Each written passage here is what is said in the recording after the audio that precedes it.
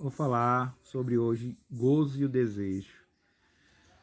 O conceito da angústia vem sendo revisto e modificado ao longo do tempo, principalmente por Freud e Lacan. Hoje apresenta-se no consultório médicos psicoterápicos com assustadora frequência sob o rótulo de pânico. Atualmente multiplicam-se os consultórios médicos e psicoterápicos sujeitos acossados por sintomas que remetem à angústia. Sintomas recorrentes de uma exigência de satisfação irrestrita, que reflete a tônica da sociedade hedonista contemporânea. Goze, não amanhã, não daqui a pouco, não parcialmente, mas sim aqui e agora, integralmente até o limite, ou além. A maioria desses pacientes já chega com seu autodiagnóstico na ponta da língua. Tenho síndrome do pânico, doutor. O que seriam esses ataques de pânico, tão frequentes na atualidade, se não uma reação corporal, uma descarga no corpo, sem intermediação de um excesso com o qual o sujeito não é capaz de lidar? O que temos visto é um tipo de sofrimento causado na mão não mais pela repressão, pela falta, mas sim pelo excesso, pela falta de falta. Como enunciava Lacan, o que importa é o prazer imediato e ilimitado, sem concessão e sem barreira. O que se busca é gozar a qualquer preço, porque resistir às tentações. Pergunte um cartaz afixado em um restaurante aquilo no centro da cidade. Pecado é tentar resistir, afirma uma faixa na entrada de uma loja de doce, ou seja, goze. Vivemos numa sociedade onde a perda e a falta são inaceitáveis, insuportáveis. Por esta razão, busca a completude o tempo todo. Adquire-se novos objetos na esperança de que este finalmente deem conta de nossa falta, do vazio angustiante, que possa proporcionar uma satisfação plena, completa, definitiva e ilusória. O pânico não mais seria, portanto, um nome moderno a um rótulo atual conferido ao qual Freud e Lacan já estudavam profundamente há mais de meio século. Angústia.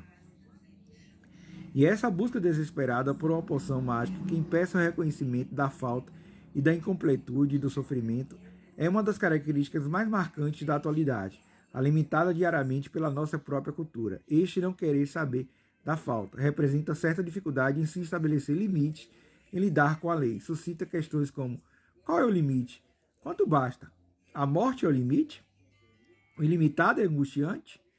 Na obra de Freud encontramos basicamente duas teorias sobre a angústia. Angústia em alemão.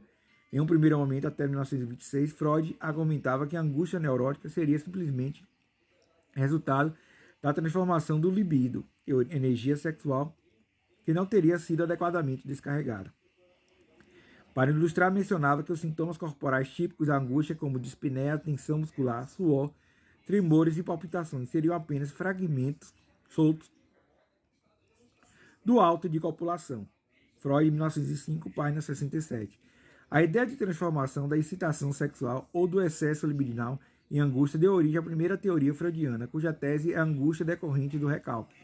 De acordo com o primeiro pensamento de Freud, esse afeto primordial é pleonetizado em seu aspecto econômico, decorrente de um transbordamento do libido ou ainda de resultante de um desvio do libido, que não encontrou ecoamento adequado. O libido solta desligada pelo recalque de suas representações impunharia sobre a forma de angústia. Portanto, seria o recalque que presidiria a interrupção da angústia. Posteriormente, em 1926, quando publica Inibições e Sintomas de Angústia, Freud abandona essa teoria e passa a defender a ideia da angústia como uma forma de reação à situação traumática. A angústia seria, portanto, uma resposta psíquica e corporal a uma experiência de desamparo, frente a uma acumulação de excesso de excitação que não pode ser descarregada por outras vias, a não ser pela via corporal. Exatamente essa impossibilidade de representação, incapacidade de simbolização ou não intermediação pela palavra que ocasionariam os sintomas corporais observados na angústia. Situações traumáticas podem ser causadas por situações de perigo, principalmente por situações de perda. Freud diz que a angústia é a reação sinal à perda de um objeto, perda do meio uterino, nascimento, perda da mãe, perda do amor do objeto, acima de tudo, perda do pênis, ou castração. Em segunda teoria da angústia, Freud passa a associar a angústia de castração que poria em movimento o recalque, admitindo assim que a angústia causaria o recalque e não o contrário, como pensava. Freud estabelece ainda uma distinção entre o que chamou de angústia automática, quando a angústia surge como resultado direto de uma situação traumática. A angústia como sinal, quando a angústia é reproduzida como um alerta frente a uma provável situação de perigo. A angústia e a fobia. Antes de prosseguirmos com o olhar do psicanalista francês Jacques Lacan sobre a angústia, há que se marcar uma distinção entre os conceitos psicanalísticos de angústia e fobia. Lacan argumenta que as fobias seriam uma espécie de proteção contra a angústia, sendo preferível ao sujeito se houvesse a opção sofrer de fobia do que de angústia. Do que se trata a fobia? É de medo, não de angústia. Medo em relação a um objeto específico, portanto, passível de ser dito, de ser falado, de ser trabalhado simbolicamente. A angústia, por outro lado, é terrível para o sujeito na medida em que não é causada nem direcionada em nenhum objeto específico, como na fobia, mas gira em torno de uma ausência, de um vazio, de uma possibilidade de dizer. Lacan, em seu retorno a Freud, procura ir além da angústia de castração. Não por acaso o psicanalista francês escolhe exatamente esse título para dar o nome ao capítulo em seu seminário, A Angústia. No seu ensino, Lacan começa a relacionar a angústia primeiramente com a ameaça de fragmentação, com o sujeito é confrontado no estado do espelho. Ele também relaciona a angústia com o medo da criança de ser engolida pela mãe devoradora. A fábula do louva-a-Deus gigante, que Lacan utiliza no livro Seminário 10, Angústia, nos fornece uma dimensão do que se trata a angústia diante do outro enigmático, ao mesmo tempo assustador de que eu não tenho a menor ideia de que quer e do que quer de mim. Cheira vai, quer ele de mim. Essa fábula diz respeito a um personagem mascarado que veio diante de um inseto de aparência assustadora. E um louva-a-Deus gigante que, por não saber a máscara que está usando, não sabe se o louva-a-Deus iria encontrar nele o objeto de seu desejo e não iria devorá-lo ou não.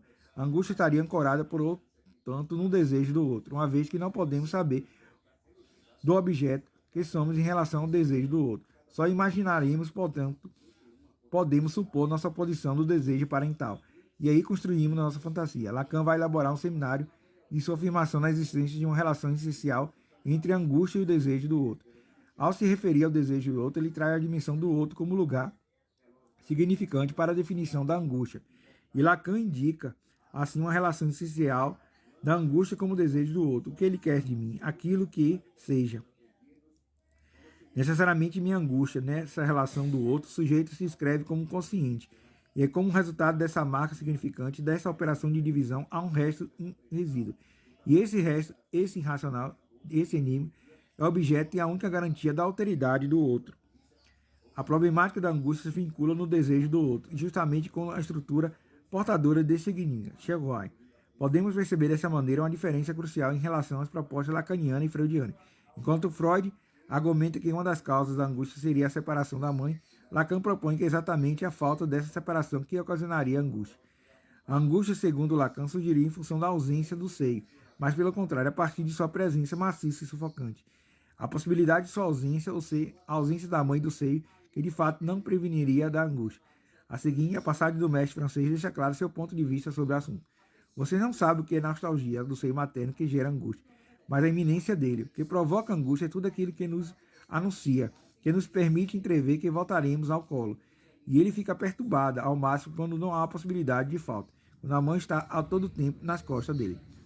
A angústia, segundo Lacan, é um afeto, notadamente um afeto que não engana seria causado, portanto, não pela falta de um objeto, mas sim pela falta de falta. Ou seja, é um mecanismo que faz aparecer coisa no lugar da falta que a angústia se instalaria, como algo que surge no lugar da castração imaginária. É isso que provocaria angústia, uma vez que há falta. Consequentemente, a castração, longe de ser a principal causa da angústia, como acreditava Freud, seria, fato, aquilo que salvaria o sujeito da angústia. Veja como Nestor não conduz a questão. Sabe para Lacan diretamente para Freud. A castração não é uma ameaça, pelo contrário, é uma salvadora. A ameaça verdadeira é terrível que não haja castração. A clínica mostra às vezes que os defeitos na função do pai é que incluir o sujeito na ordem simbólica, e a causa de um apelo desesperado, patético de intervenção castradora que separa a criança do gozo e do desejo da mãe. Para Lacan, angústia não é objeto, o que significa dizer que ele tem um objeto. O objeto que se trata da angústia é um tipo diferente do objeto, um tipo especial, um objeto que não pode ser simbolizado da mesma maneira que os demais objetos. E esse absolutamente singular, quase indescritível, que de fato é apenas um lugar, que tem um estábulo especial na causa do objeto, e foi chamado por Lacan